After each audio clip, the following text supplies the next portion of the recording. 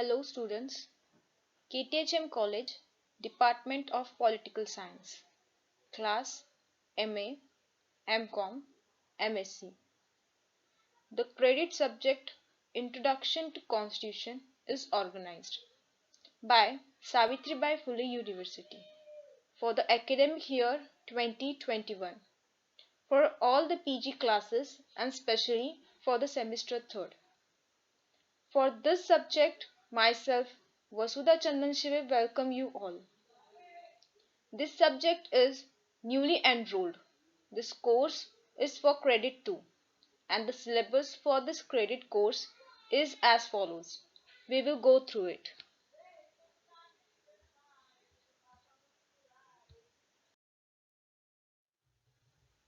So, the first unit of the subject is Philosophy of the Indian Constitution. In this, the subtopic is Constitutional History of India, role of Dr. B.R. Ambedkar in Constituent Assembly, preamble, its source and objects, sovereign and republic, socialist and secular, democratic, social and economic democracy, justice, social, economic and political, liberty, thought, expression, belief, faith and worship, equality in status and opportunity, fraternity, human dignity, unity and integrity of the nation. So this is the first unit of the subject, Unit 1, Philosophy of the Indian Constitution.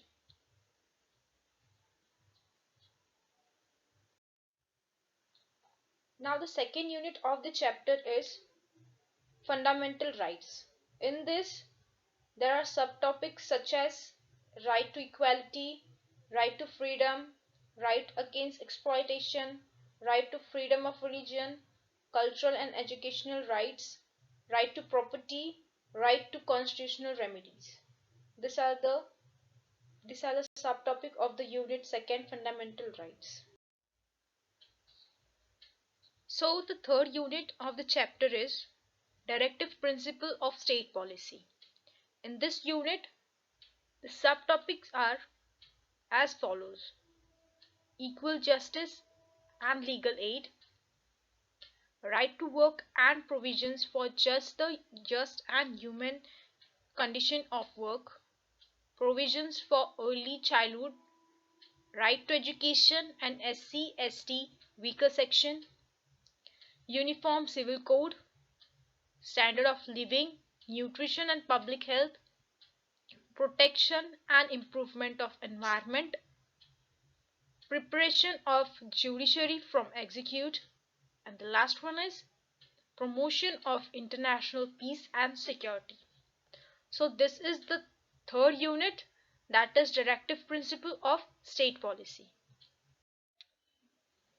So the unit 4, the last unit is Fundamental Duties.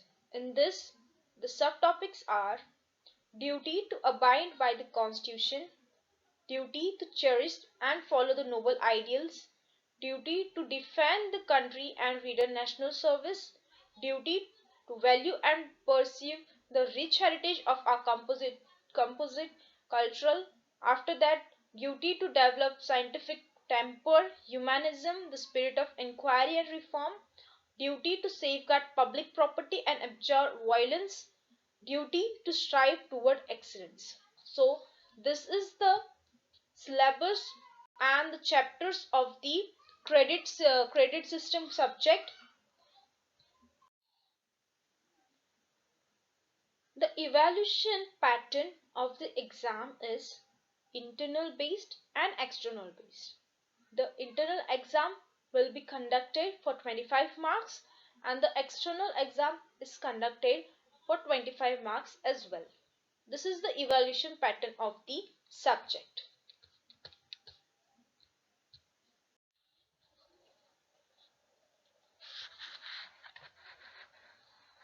Now we will start with the first unit, that is Philosophy of the Indian Constitution.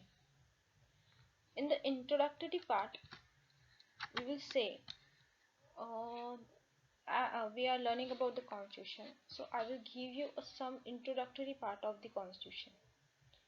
The Constitution of India is made by Constituent Assembly according to the Cabinet Mission Plan. The legislative assemblies of the provinces were to elect their representative to the Constituent Assembly. Total member of Constituent Assembly were 389. Dr. Rajendra Prasad was elected as the President of the Constituent Assembly. Pandit Jawaharlal Nehru moved the objective resolution which reflected the ideals and philosophy that shaped the Indian Constitution. The Constituent Assembly completed work in 2 years, 11 months and 18 days. From 26 January 1950, Constitution of India came into force. Hence, 26 January we celebrated as Republic Day. The Constitution of India is the supreme law of India. It is living document and instrument which makes the government system work. It lays down the framework defining fundamental political principle, establish the structure, procedures, powers, and we will say duties of government institution, and set out fundamental rights, directive principle, and duties of the citizen towards our nation, towards our state. So this is the introduction of the topic. So we will move further. The first topic is of the constitutional history of India, that is 1600 East India Company established. So the British came to India in 1600 as a trader, but they found that there is no match in India. There is discrimination of caste. The education system was very poor. So as they established their trading here, they started participating in the political items here. So in that case they got the control, they got the power in India. So the East India Company was established and the Indians were ruled by the East India Company. So after that, the next point is there was the Regulating Act of 1773. So what was the act? So this act is of a great constitutional importance. First, it was the first step taken by the British government to control or regulate the affairs of the East India Company in India. It recognized for the first time the political and administrative function of company, and it laid the foundation of central administration in India. So in this Regulating Act, East India Company was abolished and the power was in the hand of British rule. So after that, in this act, it designated the government of Bengal as the Governor General of Bengal and created an executive council of 4 members to assist him. The first such governor was Lord Hastings. It made the governor of Mumbai and Madras presidents subordinate to the Governor General of Bengal, unlike earlier when the 3 presidents were independent of one another. In this act, we will say it also provided for the establishment of Supreme Court at Calcutta in 1774, comprising 1 Chief Justice and 3 other judges. After that, it prohibited the servant of company from engaging in any private trade or accepting presents of bribings from the natives. It strengthened the control of British government over the company by requiring the Court of Directors. It means governing body of the company. The Court of Directors was requiring to report on its revenue, civil and military affairs in India. So this was the Regulating Act 1773. After that, we will switch on to the next point, that is Pitt's India Act. Pitt's India Act is that in bid to rectify the defects of the Regulating Act of 1773. In this act, the ratification of the Act 1773 was made. The British Parliament passed the Amendment Act of 1781, and it is also known as the Act of Settlement.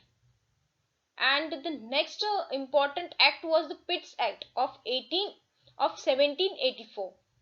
So it distinguished between the commercial and political function of the company. In this act, it allowed the code of director to manage the commercial affair, but created a new body called Board of Control of Management. The political affair, it controlled the political affairs. Thus it is established a system of a double government. In this act of the Pitt's Act, the double government was formed. It also empowered the Board of Control to supervise and direct all operations of civil and military government or revenues of the British possessions in India. So we will say the act was significant for two reasons. First, the company's territory in India for the first time called the British possessions in India. And the second one, we will say the British government was taken the supreme control over company's affair in its administration in the India. So this were the three acts of the constitutional history of India.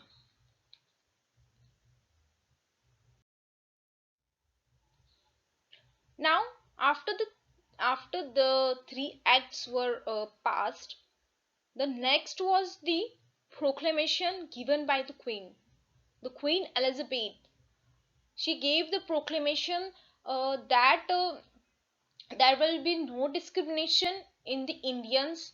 They will be given equal treatment in the job opportunities, and there will be no discrimination on the basis of religions. She gave this proclamation in 1858.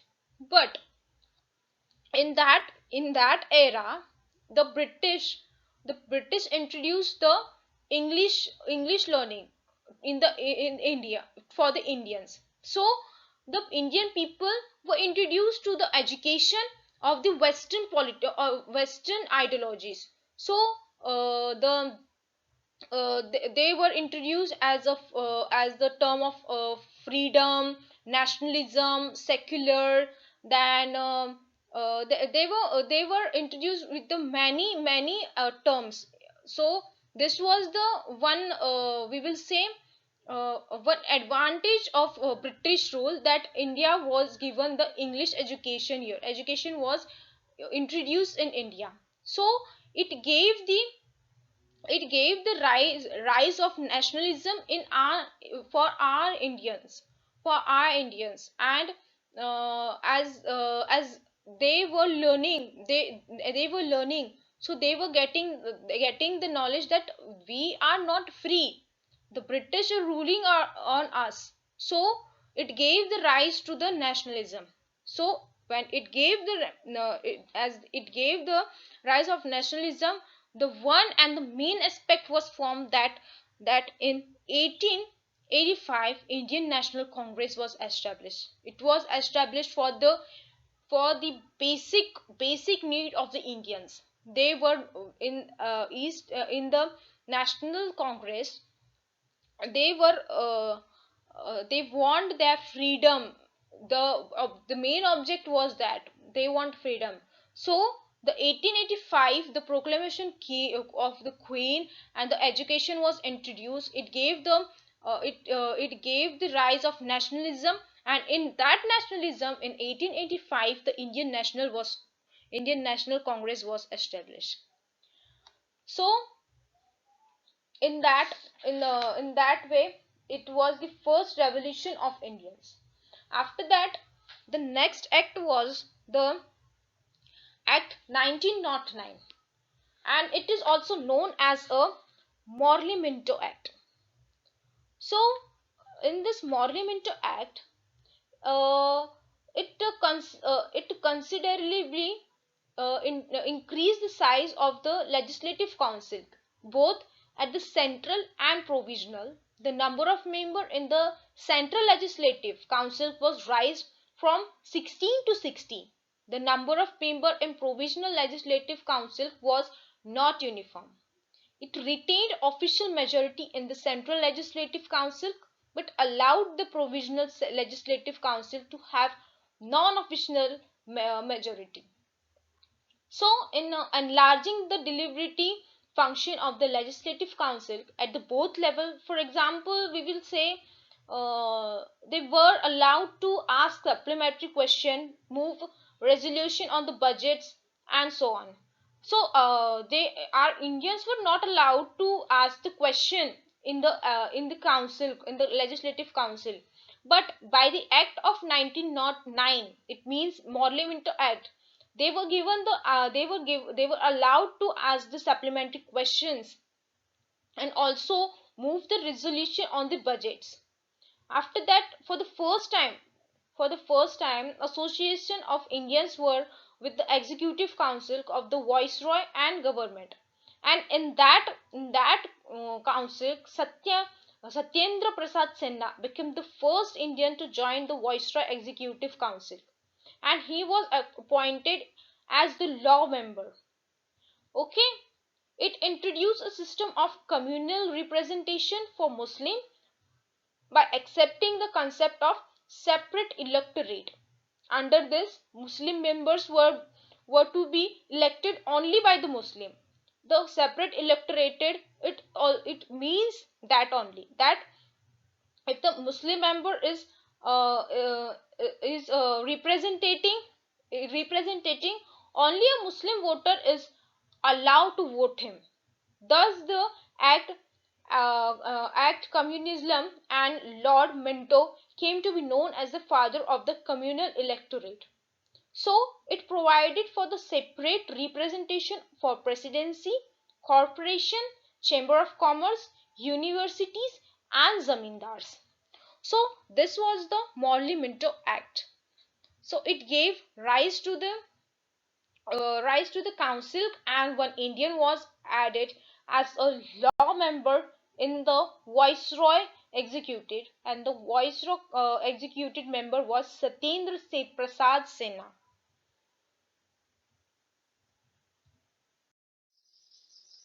Now we will switch on to the next point of the constitutional history of India. In that we will see 1919 Montagu Chelmsford Reform Act. It is also known as Government of India Act 1990. On August 20, 1917, the British government declared for the first time that its objective was to gradual introduction of responsible government in India. The Government of India Act of 1990 was enacted, which came into force in 1921. Now, at that time, Montagu was the Secretary of State for India and Lord Chelmsford was the Viceroy of India. So, according to that, the 1990 Montagu Chelmsford Reform this act was named.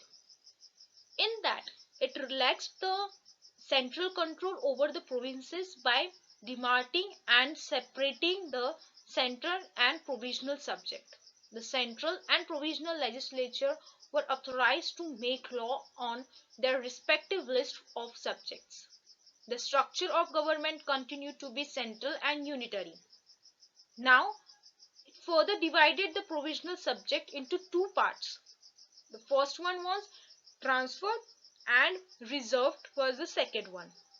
The transfer subject were to be administered by the governor with the aid of minister responsible to the Legislative Council. After that, the reserve subject, on the other hand, were to be administered by the government and its governor and his executive council, without being responsible to the Legislative Council. This dual same scheme of governance was known as Directive. This term was derived from the word "diarchy", which means double rule. After that, for the first time, it introduced the bicameralism and direct election in the country. The Indian Legislative Council was replaced by a bicameral legislature consisting of upper house, which is known as Council of State, and a lower house, which is known as Legislative Assembly. The majority of members of both the houses were chosen by direct election. It required that the three of six members of Viceroy Executive Council were to be Indian, but the condition was that other than the commander-in-chief.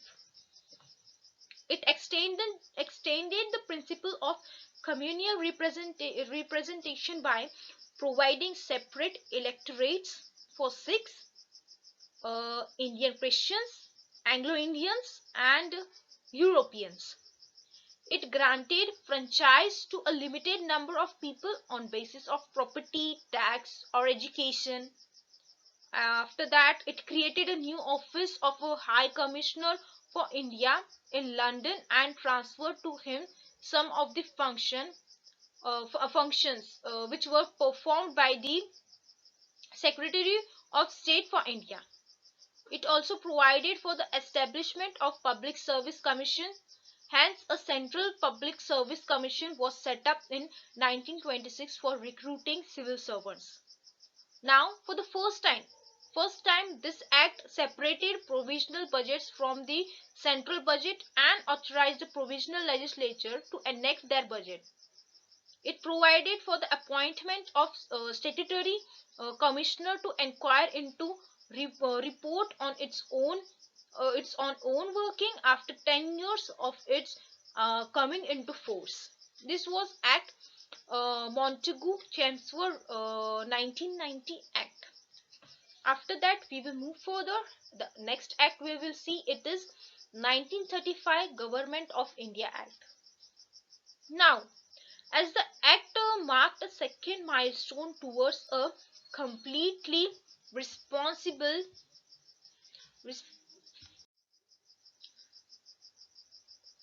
the act marked a second milestone toward a completely responsible government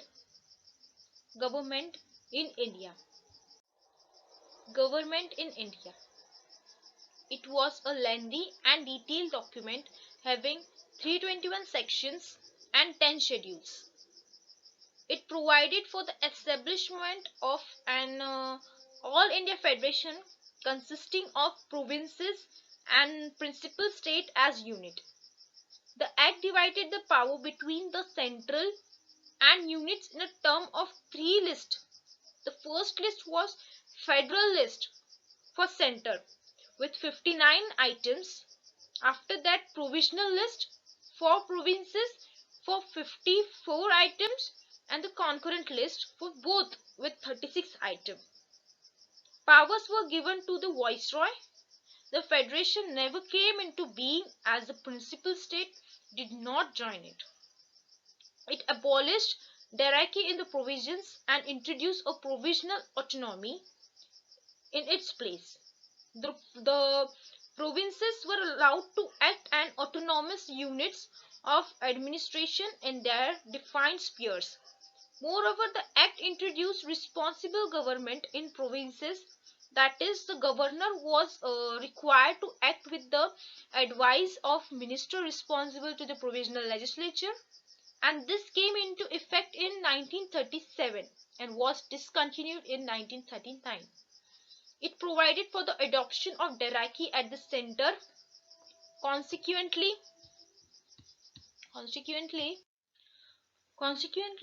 the federal subject were divided into reserve subject and transfer subject.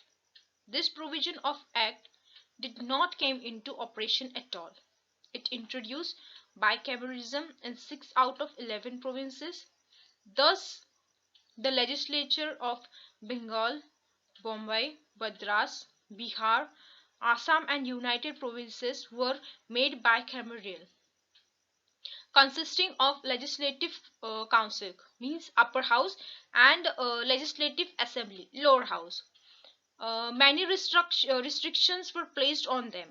It further extended the principle of communal representation by providing separate electorates for depressed class in sense scheduled caste, then women's and labor means workers. After that, it abolished the Council of India established by Government of Act of 1858. The Secretary of State for India was provided with a team of advisor. It extended franchise. About 10% of total population got the voting right. It provided for the establishment of Reserve Bank of India to control the currency and credit of the country. It provided for the establishment of not only a Federal Public Service Commission but also Provisional Public Service Commission and Joint Public Service Commission for 2 or more provinces. It provided for the establishment of Federal Court, which was set up in 1937. So this was the Government of Act of 1935. Now we will see the last act, that is Indian Independence Act 1947. On February 20, 1947, the British Prime Minister Salmon Elliott declared that the British rule in India would end by June 30, 1948, after which the power will be transferred to responsible Indian hands. This announcement was followed by aggression by the Muslim League,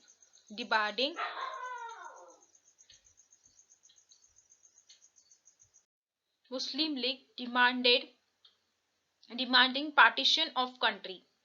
Again on June 3rd, 1947, the British government made it clear that any constitution framed by a Constituent Assembly of India cannot apply to those part of country which were unwilling to accept it. On the same day, 3rd June 1947, Lord Mountbatten, the Viceroy of India, put forward the partition plan known as the Mountbatten Plan. The plan was accepted by the Congress and the Muslim League. Now we will switch on to the next point of the constitutional history of India. The second point is Committee of Constituent Assembly. In that, the first one is in that committee, will go through it. The first point will be cabinet mission. Now it was in 1934 that the idea of Constituent Assembly for India was put forth for the first time by M.N. Roy, a pioneer of communist movement in India and an advocate of radical democratism. In 1935, the Indian National Congress for the first time officially demanded a Constituent Assembly to frame the Constitution of India.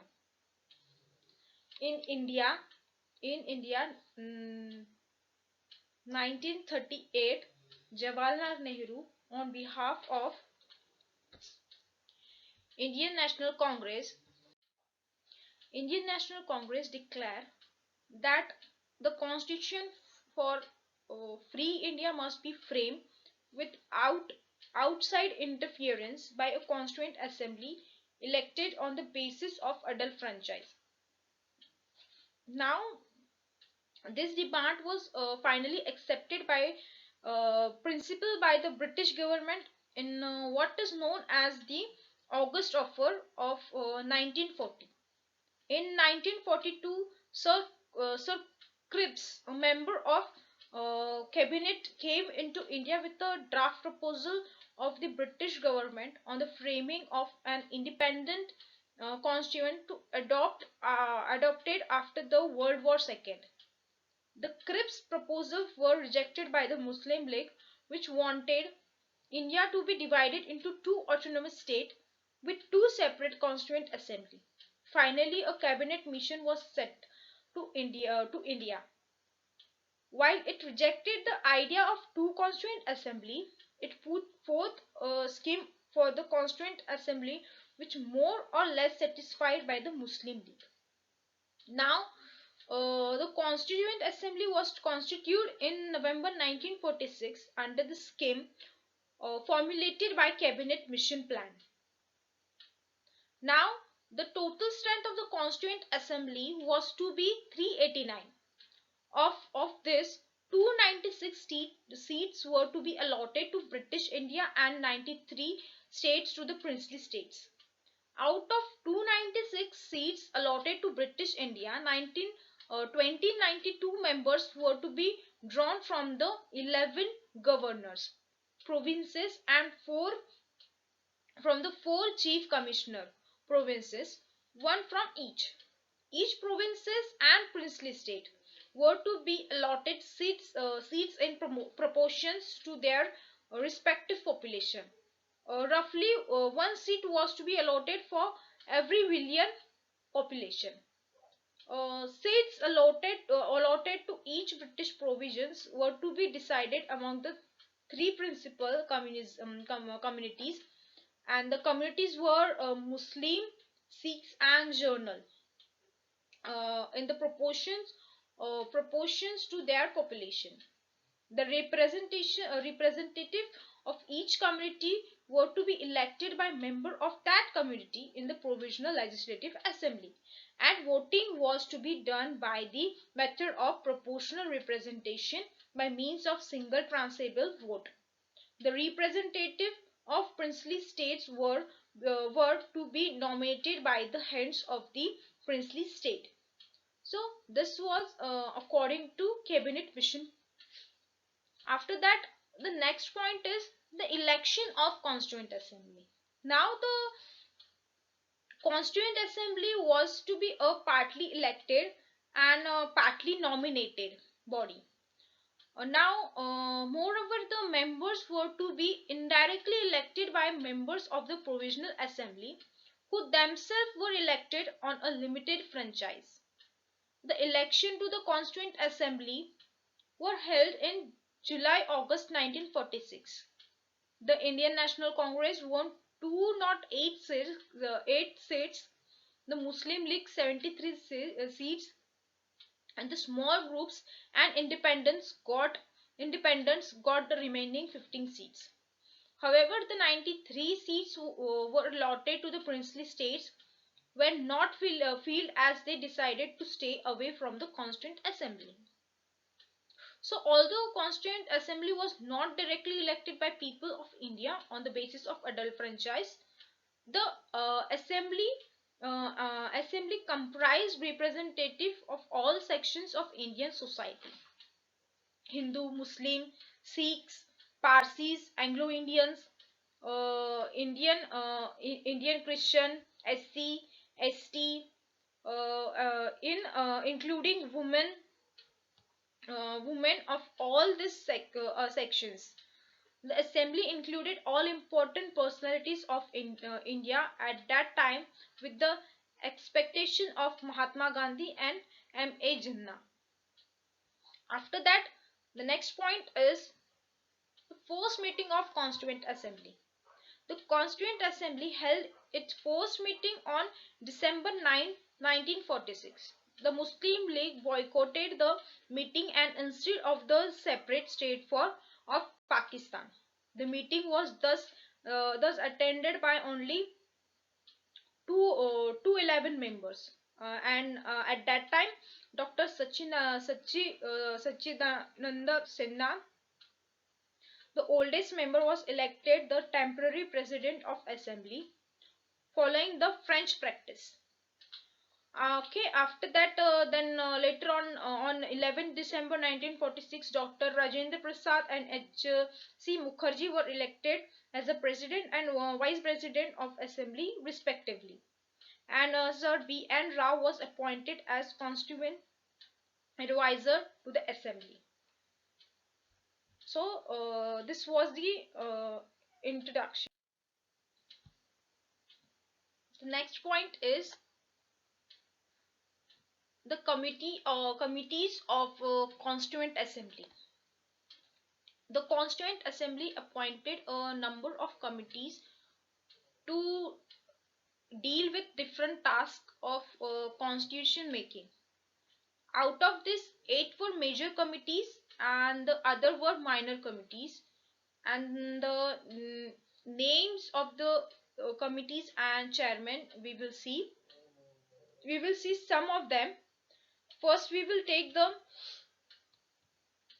major committee. In this committee, Union Power Committee was there. The chairman was Jawaharlal Nehru.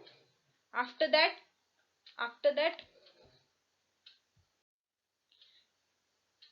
Union Constituent Committee, Jawaharlal Nehru. Provisional Constituent Committee, Sardar Patel. Drafting Committee, Dr. B.R. Ambedkar. Advisory Committee on Fundamental Rights and Minorities, Sardar Vallabhbhai Patel. In this committee, two subcommittees were there. In that, Fundamental Rights subcommittee was under J.B. Kripalin. Minor subcommittee was headed by H.C. Mukherjee. After that, Rules of Procedure Committee, Dr. Rajendra Prasad. After that, State Committee, Jawaharlal Nehru. Steering Committee, Dr. Rajendra Prasad. These are some major committees.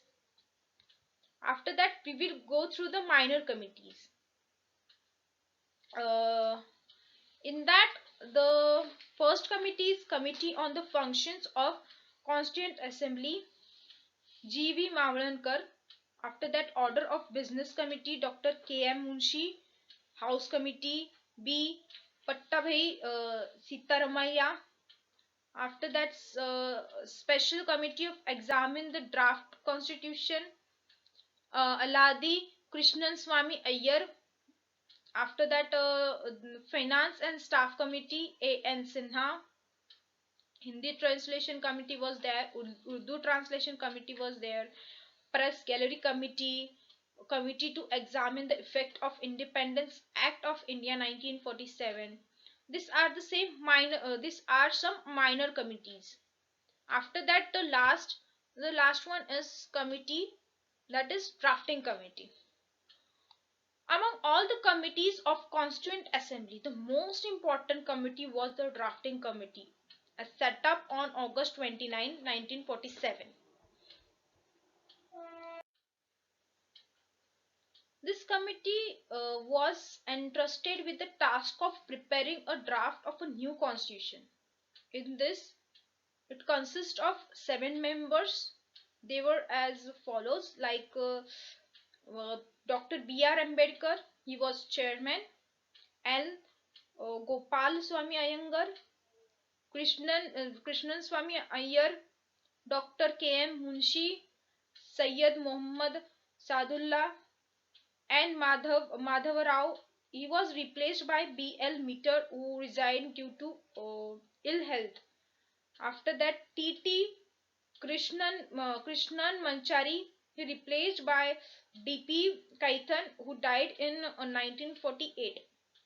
The drafting committee, after taking into consideration of the proposal of the various committees, prepared the first draft of Constitution of India, which was published in February 1948. The people of India were given 8 months to discuss the draft and propose amendments. In the light of public commitments, criticisms, and suggestions, the drafting committee prepared a second draft, which was published on October 1948. The drafting committee took less than 6 months to prepare its draft. In all, it's set only for 141 days. So this is all about the constituent history of India. We have done with the constituent history of India. So thank you.